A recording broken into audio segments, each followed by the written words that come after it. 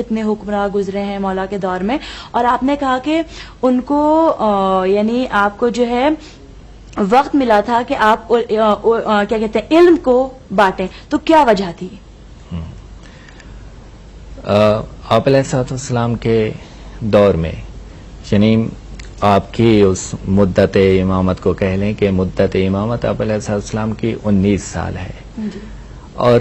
3-3.5 سال کا عرصہ آپ نے سید الشہداء کی امامت میں گزارا ہے، اور اس کے بعد کا عرصہ جو ہے آپ نے 35 سال کا عرصہ جناب سید سجاد علیہ السلام کی امامت میں گزارا ہے۔ باقی کا عرصہ یعنی سن 95 ہجری سے لے کے 114 ہجری تک یہ ان کی اپنی امامت کا دور تھا، اور اس دور میں امام علیہ السلام کے 5 سلاطین، اس دور میں 5 سلاطین تھے جو یکے بعد دیگرے آتے رہے، اور کل دور میں یعنی کہ امام علیہ السلام کی ولادت سے لے کے شہادت تک کا جو دورانیہ 57 سال بنتا ہے، اس میں 9 حکمران آئے ہیں اموی خاندان سے، جن کے پہلے امیر شام معاویہ ہیں اور آخری ہشام بن عبد الملک ہیں۔ تو امام علیہ السلام کے اس دور میں جو 9 حکمران اموی خاندان کے آئے ہیں، انہوں نے مذہب کی طرف اتنی توجہ نہیں دی، ان کو خطرہ نہیں تھا۔ بعد از شہادت سید الشہداء ان کی توجہ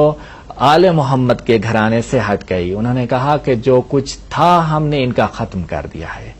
جو کچھ تھا کربلا میں ختم ہو چکا ہے، اپنے ہی اس میں سلطنت میں اور اپنی کرسی بچانے کے ہی درپے ہوئے، اور انہوں نے مذہب سے دین سے ایک طرف سے ہٹ گئے، اور ان کو معلوم نہیں رہا کہ کس طرح سے یہ تبلیغ دین کا سلسلہ، ان کو معلوم نہیں تھا کہ آل محمد کا گھرانہ ایسا گھرانہ ہے کہ اگر یہ دربار میں آ جائے ذلیل و رسوائی کی بجائے، اگر کوئی حاکم یہ چاہے کہ ان کو ذلیل کیا جائے، ان کو رسوا کیا جائے، ذلیل و رسوائی کی بجائے خالق کائنات انہیں عزت میسر کرتا ہے۔ اور اسی حوالے سے میں اپنے ناظرین کی خدمت اقدس میں ایک واقعہ بھی پیش کرنا چاہوں گا کہ ہشام بن عبد الملک نے جب یہ دیکھا کہ باقر علیہ السلام کی اتنی پذیرائی ہو رہی ہے، لوگ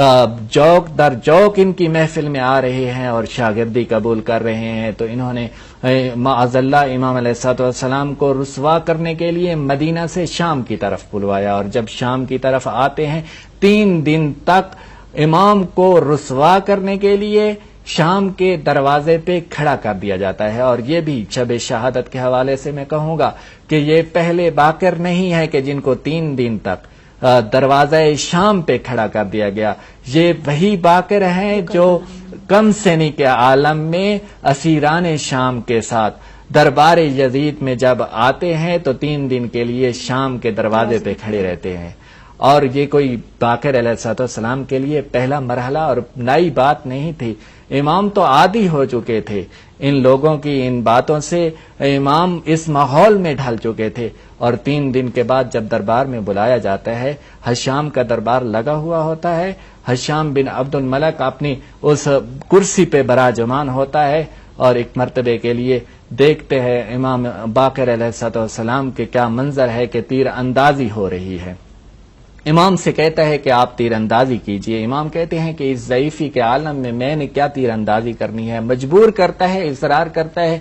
امام کے ہاتھ میں کمان تھما دیتا ہے، امام ایک تیر لگاتے ہیں جو صحیح نشانے پہ جا کے بیٹھتا ہے، پھر دوسرا تیر لگاتے ہیں، اسی تیر میں وہ پیوست ہو جاتا ہے، تیسرا تیر، یکے بعد دیگرے 9 تیر مسلسل، اور گویا کہ ہوا میں ایک تیروں کا سلسلہ قائم ہو گیا۔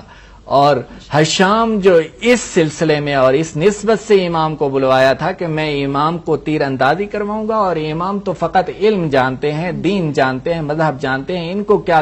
اس تیر اندازی سے یہ رسوا ہو جائیں گے۔ تو جب یہ دیکھا کہ ہوا میں ایک تیروں کا سلسلہ قائم ہو گیا ہے تو بدحواس ہو کے پوچھنے لگا کہ آپ نے یہ فن کہاں سے سیکھا ہے؟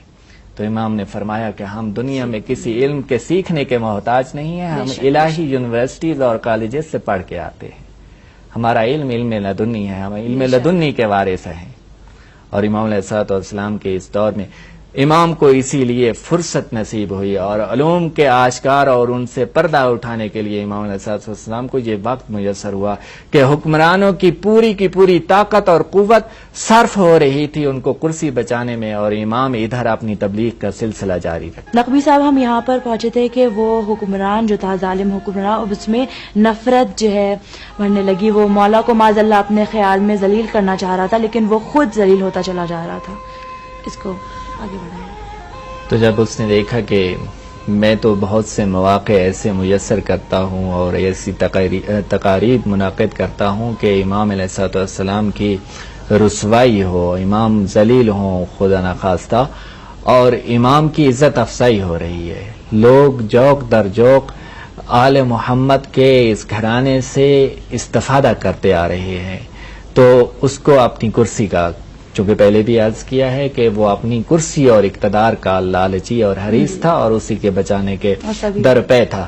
تو اس نے یہی سوچا کہ کیوں نہ ہو کہ امام کی اس حیات کا اور اس نور کا چراغ ہی گل کر دیا جائے۔ تو اس نے امام علیہ السلام کے جو بغض کی آگ اس کے دل کے اندر بھڑک رہی تھی، اس نے ایک وسیلہ سوچا کہ کس انداز سے، اور باقی ائمہ کی نسبت امام باقر علیہ السلام کی شہادت بھی عجیب انداز سے ہوئی ہے کہ اس نے ایک گھوڑے کی زین تیار کروائی اور اس زین میں زہر کو بھر دیا گیا اور امام علیہ السلام کی طرف مدینے روانہ کر دیا اور بھیج دیا اور کہا کہ میں نے اسپیشل خصوصی طور پہ آپ کے لیے یہ زین تیار کروائی ہے اور آپ اس پہ گھوڑے پہ رکھ کے اس پہ سفر کریں اور اس پہ سوار ہو جائیں۔ تو امام علیہ السلام نے فرمایا، جب زین کو دیکھتے ہیں اور کہتے ہیں کہ مجھے معلوم ہے کہ یہ زین کس مقصد کے لیے بھجوائی گئی ہے، مجھے معلوم ہے کہ یہ اس نے مجھے کیوں ہدیہ کیا ہے، اس زین کا انجام مجھے معلوم ہے، لیکن مصلحت خداوندی اسی میں ہے کہ میں اس زین پہ سفر کروں، اور اس زین پہ بیٹھتے ہیں، سوار ہوتے ہیں، سفر کرتے ہیں، گھوڑے پہ چلتے ہیں، اور جب اترتے ہیں تو امام کی حالت ناساز ہو جاتی ہے، 3 دن تک بستر بیماری پہ آ جاتے ہیں۔ علی زین العابدین کے یہ بابا اور ایک مرتبہ اپنے بیٹے علی زین العابدین کے یہ بیٹے جناب باقر علیہ السلام بستر بیماری پہ ہوتے ہیں اور اپنے بیٹے جعفر صادق کو بلاتے ہیں اور کہتے ہیں، بیٹا مجھے نانا رسول اللہ خواب میں ملے ہیں اور انہوں نے کہا ہے کہ اے باقر، آج کی رات تم میرے مہمان ہوں گے اور آج کی رات تم میرے پاس ہوں گے۔ تو بیٹا جعفر، میں جانے لگا ہوں، میری یہ وصیت ہے کہ میرا غسل تم اپنے ہاتھ سے ہی دینا، مجھے کفن اپنے ہاتھ سے ہی پہنانا اور میرا جنازہ آپ خود ہی پڑھنا۔ جعفر صادق کو باقر علیہ السلام یہ وصیت کرتے ہیں اور اس دنیا سے علم و آگاہی کا چراغ ہمیشہ کے لیے غم زدہ ہو جاتا ہے اور گل ہو جاتا ہے۔ چلے جاتے ہیں باقر علیہ السلام اس دنیا سے، کس شان و شوقت سے اٹھایا جاتا ہے باقر العلوم کا یہ جنازہ، اور میں یہی اتنا عرض کروں گا باقر علیہ السلام کی اس شہادت کی مناسبت سے کہ مولا آپ کو تو وقت ملا، آپ نے اپنے بیٹے کو بلایا اور وصیت کی، لیکن ہم آتے ہیں ایک لمحے کے لیے کربلا کے اس لقودق صحرا میں کہ جہاں پہ ایک بیٹا ہے جو بیمار ہے اور باپ سرہانے آ جاتا ہے اور وصیت یہی کرتا ہے کہ بیٹا سجاد، جب بھی کوفہ اور شام کے رستوں سے مدینہ واپس پلٹ کے جانا تو میری یہی وصیت میرے چاہنے والوں تک پہنچا دینا کہ جب بھی ٹھنڈا پانی پیو مجھ حسین مظلوم شہید کربلا کی پیاس کو یاد کرو، اور جب کسی غریب کی موت کی خبر سنو تو میری موت کو یاد کر کے رویا کرو۔ تو آج یہ باقر علیہ السلام کی شہادت ہوتی ہے، لیکن ہم روتے اسی غم کو ہیں کہ اتنے بڑے عالم اور مسائل کو حل کرنے والے اور جن کا نام محمد کے نام پہ تھا، جن کا نام محمد رسول اللہ کے نام پہ، جن کا لقب رسول اللہ کے لقب پہ، لیکن امت شقی القلب نے ان کے ساتھ کس طرح سے سلوک کیا ہے کہ آج اگر ہم جائیں جنت البقیع میں تو دل خون کے آنسو روتا ہے یہی منظر دیکھ کے کہ دن کو نہ کوئی سایہ کا نام و نشان ہے، نہ رات کو کوئی چراغ جلانے والا ہے۔